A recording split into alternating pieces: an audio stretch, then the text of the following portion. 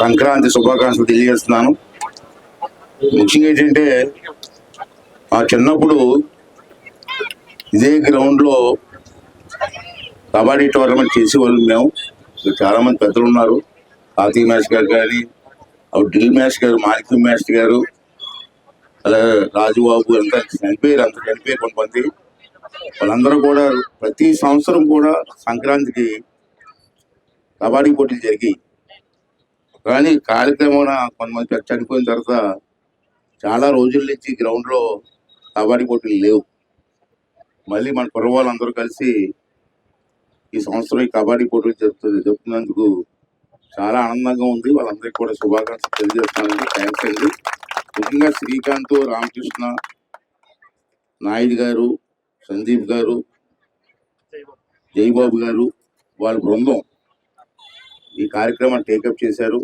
మళ్ళీ లక్షాపతి గారి పేరు మీద పెట్టడం, అది మా తాతయ్య గారు పేరు మీద పెట్టడం చాలా ఆనందంగా ఉంది. అంతేకాకుండా దాతలు కూడా చాలామంది స్పాన్సర్స్ వచ్చి ఈ కార్యక్రమాన్ని చేశారు. వారికి కూడా ప్రత్యేకమైన అభినందన తెలియజేయాలి. ఎందుకంటే చేయడానికి మనుషులు ఉన్న దాతలు కూడా ఉండాలి. ఈ సందర్భంలో వారి ముందుకు వచ్చి ఇచ్చినందుకు వాళ్ళందరికీ పేరు పేరున ధన్యవాదాలు తెలుపుకుంటూ, అలాగే ఈరోజు కబడ్డీ పోటీలు ఆ రోజుల్లో అయితే మట్టిలోని రాళ్ళ మీద, చిన్న చిన్న గులకరాళ్ళ మీద కూడా కబడ్డీలు ఆడాం అందరం కూడా. ప్లస్ ఫెసిలిటీస్ ఇచ్చాయి. క్రీడలను అభివృద్ధి ప్రోత్సహించవలసిన అవసరం ఉంది.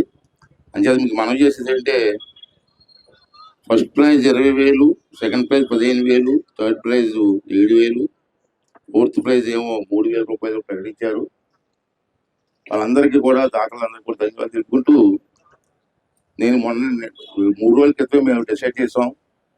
గతంలో నేను మినిస్టర్గా ఉన్నప్పుడు మన స్టేడియంలో స్టేట్ వైడ్ వాలీబాల్ పోటీలు, స్టేట్ వైడ్ కబడ్డీ పోటీలు పెట్టాం. చాలా బ్రహ్మాండంగా జరిగింది, మంచి రెస్పాన్స్ వచ్చింది. అంచేత మళ్ళీ ఈ సంవత్సరం పెట్టాలని చెప్పి నేను నిర్ణయం తీసుకోవడం జరిగింది. అది వేసవకాలంలో పెట్టాలి, వేసవకాలంలో పెట్టాలని డిసైడ్ అయ్యాం. అది యాక్చువల్గా ఏప్రిల్లో పెడదాం అనుకున్నాను నేను. ఏప్రిల్లో మనకి మరిడం పండుగ ఉంది మళ్ళీ సంవత్సరం. అంటే మరిడం పండుగ ఉంది కాబట్టి ఏప్రిల్లో పెట్టే అవకాశం లేదు. మేలో ఫ్లడ్ లైట్స్లో మన ఎన్టీఆర్ స్టేడియంలో స్టేట్ వైడ్ ప్లేయర్స్, మనదే స్టేట్ జిల్లా కాదు, స్టేట్ వైడ్ ప్లేయర్స్లో రైల్వే వాళ్ళు వీళ్ళందరూ వస్తారు. రైల్వే ప్లేయర్స్ అందరూ కూడా స్టేట్ నుంచి కబడ్డీ ఉమెన్ అండ్ బాయ్స్ 2, అలాగే వాలీబాల్ కూడా ఉమెన్ అండ్ బాయ్స్ 2 కూడా పెట్టాలని చెప్పి డిసైడ్ చేసాం.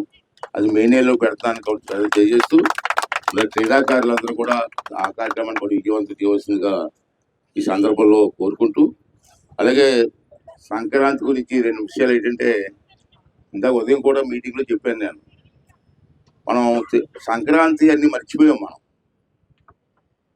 చాలా దురదృష్టం ఏంటంటే, మన తెలుగు వాళ్ళ పిల్లలు మనం. అంటే సంక్రాంతి కానీ, ఉగాది కానీ, శ్రీరామనవమి కానీ ఇటువంటి కార్యక్రమాలు ఈ క్రీడలను అభివృద్ధి చేయవలసిన అవసరం ఉంది. అందుకని నేను ఏం చేశానంటే, ఒక 6 నెలల క్రితం ఒక మీటింగ్ పెట్టుకొని మున్సిపల్ కమిషనర్ని, మున్సిపల్ బోర్డు అందరూ కూర్చోబెట్టి నర్సీపట్నంలో ఒక 5 సెంటర్లో ప్లే గ్రౌండ్స్ ఏర్పాటు చేస్తున్నాను. బొడ్డుపల్లిలో ఒకటి, బలిఘట్టంలో ఒకటి, నర్సీపట్నంలో ఒక 4 సెంటర్లు. ఎందుకు ఆ ప్లే గ్రౌండ్స్ అంటే, పిల్లలు ఆడడానికి సిద్ధంగా ఉన్నారు, పెద్దలు ప్రోత్సహించాలా, ఆడుకోవడానికి గ్రౌండ్స్ క్రియేట్ చేయాలా.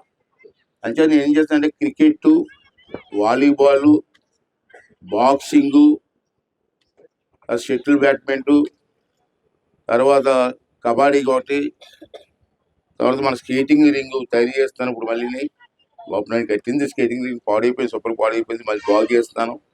35 లక్షలు ఇచ్చాను, మొన్న ఇచ్చి బాగు చేస్తాను. లాస్ట్ టైం నేను రాష్ట్ర వైడ్గా స్కేటింగ్ పోటీలు పెట్టాను. ఇక్కడ నేను రాష్ట్రంలో బ్రహ్మాండంగా చేసాం. మళ్ళీ ఈ సంవత్సరం కూడా చేయాలనుకుంటున్నాం.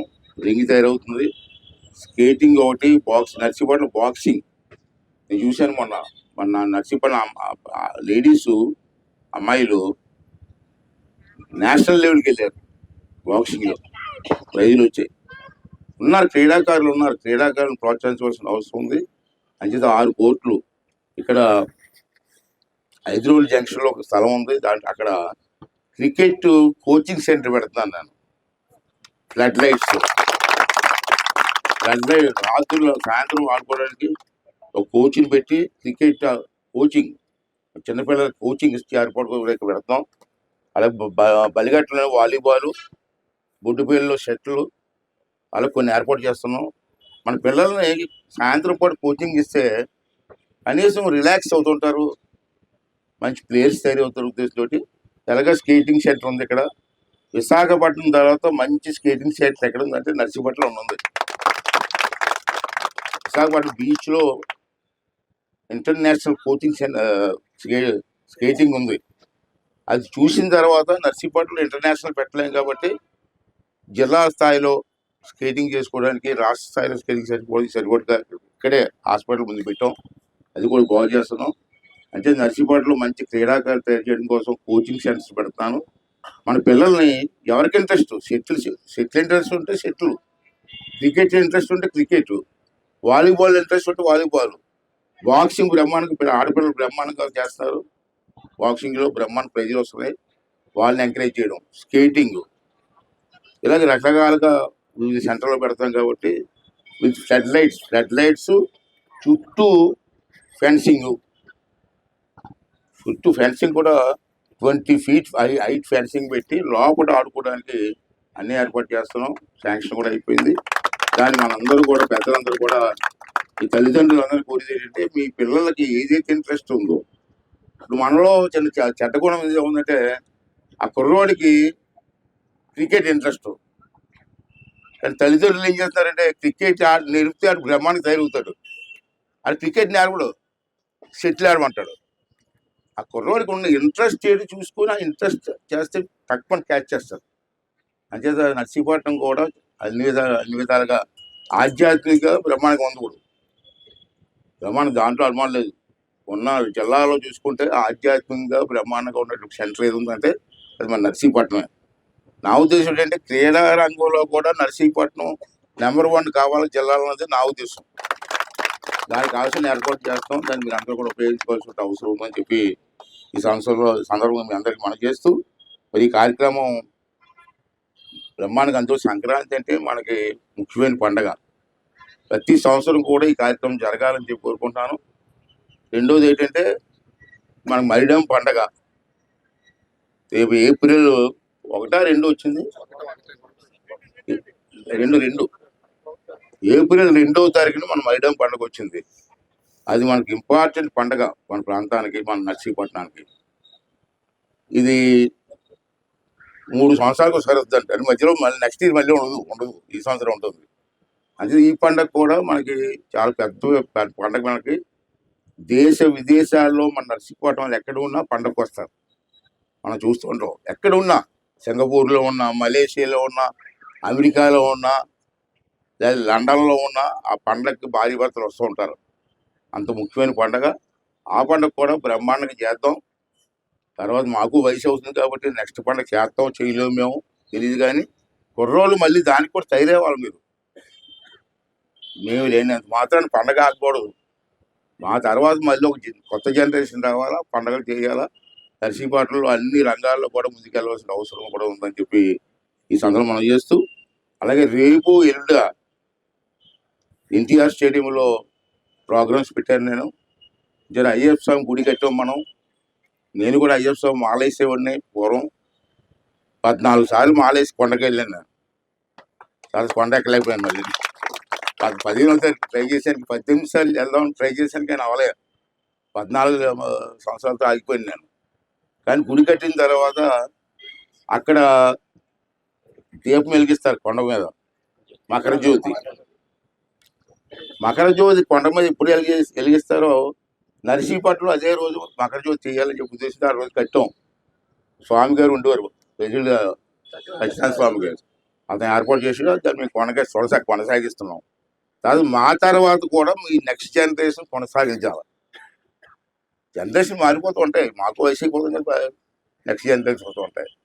అది కొనసాగించాలని చెప్పి మరొకసారి మీ అందరిని కోరుకుంటూ, రేపు ఎదుట మంచి కార్యక్రమాలు పెట్టాం. రేపు ముఖ్యమైన కార్యక్రమం ఏంటంటే సినిమాలో పాట పాడతాడు మను, అందరికి తెలుసు కదా, నాగూరు బాబు అంటారు. అతన్ని చాలా కొన్ని వేల పాటలు పాడాడు సినిమాలో. అంచేత అతను సన్మానించాలని చెప్పి అతను రమ్మన్నంటే వస్తుండే అతను. అలాగే సినిమా మ్యూజిక్ డైరెక్టర్ కోటి గారు, అతని గురించి మీకు తెలుసు, అతను కూడా రేపు వస్తున్నాడు, అతనికి కూడా సన్మానం ఉంది. అలాగే మన నర్సీపట్నం కుర్రవాడు, మన ప్రాంతం కుర్రవాడు టీచర్గా ఉద్యోగం ప్రారంభించి ఇవాళ డీజీపీ అయిపోయాడు, పోలీస్ డిపార్ట్మెంట్ డీజీపీ అయ్యాడు, సత్యనారాయణ గారు. ఇక్కడికే పాములో గ్రామం వస్తుంది. ఎక్కడ డీజీపీ అంటే ఇప్పుడు ఉత్తరప్రదేశ్ రాష్ట్రానికి డీజీపీ అయిపోయాడు, పెద్ద పోస్టు. మనవాడు, మన కుర్రవాడే. అతను కూడా పిలిచారు, రేపు వస్తుంటాడు. అతనికి ఒక సన్మానం. తర్వాత మన ప్రాంతంలో ఒక అమ్మాయి, రాజుల అమ్మాయి ఐఏఎస్ అయింది, కలెక్టర్ అయిపోయింది, బాగా చదువుకుని ఐఏఎస్ అయింది. ఆ అమ్మాయిని కూడా రమ్మన్నాను, రేపు ఆ అమ్మాయి కూడా వస్తుంది. ఆ అమ్మాయికి కూడా సన్మానం పెట్టాం. అలా కొంతమంది కళాకారులకి అటువంటి వాళ్ళకి సన్మానం పెట్టాం. ప్రోగ్రామ్స్ కూడా ఉన్నాయి, నైట్ అంతా ఎల్లుండి కూడా ప్రోగ్రామ్స్ ఉన్నాయి. ఆ ప్రోగ్రాం కూడా మీరు అందరూ వచ్చి విజయవంతం చేసి ప్రజలందరూ కూడా హ్యాపీగా చూసేలాగా, సుమారు 50-60 వేల మంది వస్తారు ప్రోగ్రాం రేపు. వాళ్ళకి ఏ ఇబ్బంది లేకుండా ప్రోగ్రాం విజయవంతం కోసం మీ అందరూ కూడా సహకరించమని చెప్పి మీ అందరిని కోరుకుంటూ, మరి స్పోర్ట్స్ అంటే ఓడుతూ ఉంటాం, గెలుస్తూ ఉంటాం, యోగం లాంటిది. కోడి పందాలు ఎలా ఉంటాయి, కోడు గెలిస్తే కోడు ఒట్టిగా తీసుకొని, స్పోర్ట్స్ మ్యాన్ స్పిరిట్గా తీసుకొని ఫ్రెండ్లీగా ఉండాలి మనం ఇప్పుడు కూడా అని చెప్పి కోరుకుంటూ, మరి మరొకసారి కార్యక్రమాన్ని ఏర్పాటు చేసినటువంటి అందరికీ సహకరించిన వారికి కానీ, ఆడిన ప్లేయర్స్ కానీ అందరికి కూడా మరి ధన్యవాదాలు తెలుపుకుంటూ, మరి ఆడపిల్లలు కూడా బ్రహ్మాండంగా ఆడేది వాళ్ళు చూశాను నేను. మంచి స్పోర్ట్స్ స్పిరిట్ ఉంది, దాన్ని ఎంకరేజ్ చేయాలి. మనం ఎంకరేజ్ చేయాలంటే మన పెద్దలంతా ముందుకు రావాలి. మరి స్పోర్ట్స్ కండక్ట్ చేసేటువంటి పెద్దలకి, రెఫరీస్ ఇచ్చారు, వారికి కూడా ధన్యవాదాలు. ముఖ్యంగా పోలీస్ డిపార్ట్మెంట్కి కూడా ధన్యవాదాలు తెలియజేస్తున్నారు. గ్రౌండ్ మనకి ఇచ్చారు. సాధారణంగా ఇవాళ ఉన్న పరిస్థితుల్లో గ్రౌండ్ ఇవ్వడం కష్టం, ఎందుకంటే సెక్యూరిటీ మెజర్స్ ఉంటాయి మాకు, పోలీసులకి సెక్యూరిటీ ప్రాబ్లమ్స్ ఉన్నాయి మనకి. అంటే గ్రౌండ్ ఇవ్వరు సాధారణంగా, కానీ అడిగిన వెంటనే చేయండి సార్, సరదా చేయండి చెప్పి అంగీకరించారు. పోలీస్ డిపార్ట్మెంట్ కూడా మనస్ఫూర్తి ధన్యవాదాలు తెలుపుతున్నానండి. మరి కార్యక్రమం విజయం చేసిన ప్రతి ఒక్కరికి, చిన్న కార్యకర్త నుంచి రెఫరీస్ వరకు అందరికి కూడా ప్రభుత్వం తరఫున, నా తరఫున కూడా ధన్యవాదాలు తెలియజేస్తాను. థ్యాంక్ యూ అండి, థ్యాంక్ యూ.